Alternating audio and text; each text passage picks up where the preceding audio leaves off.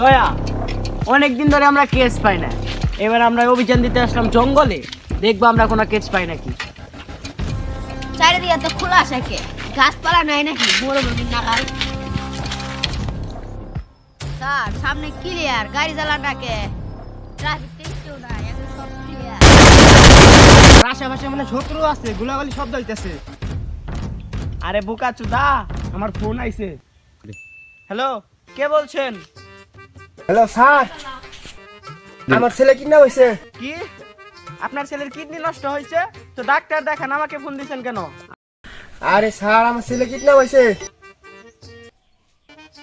ও কোথায়? লোকেশন বড়, আমরা আসতেছি। বিষয়টা স্যাররে জানানি দরকার।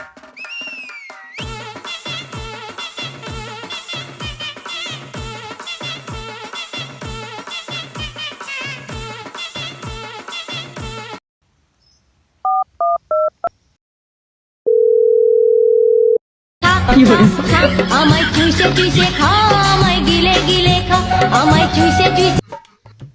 Hello sir.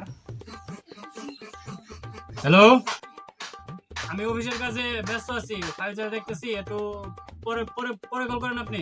Sir sir sir sir আমি দয়া বলতেছি, দয়া দয়া। ও, দয়া দয়া আগে বলবো না, কি হয়েছে বলো। স্যার অনেকদিন পর একটা কেস পাইছি। ও আসতেছি, আমি এখানে আসতেছি। আচ্ছা স্যার আসেন।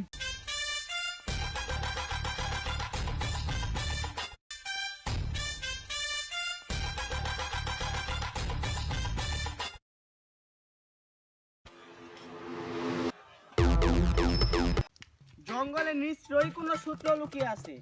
স্যার আসার আগে আমরা চলো সূত্রটা বের করে ফেলি। স্যার এটি একদম খোলা থা, এমপি নয়, আমি নিশ্চয়ই কোনো সূত্র থাকবো। কামিং।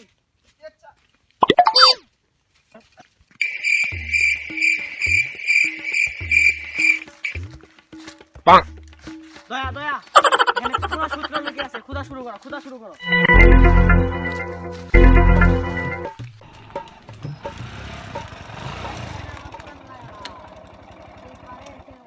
স্যার আসছেন? স্যার জঙ্গলে কোনো সূত্র নাই, এবার ক্লিয়ার দেখতে।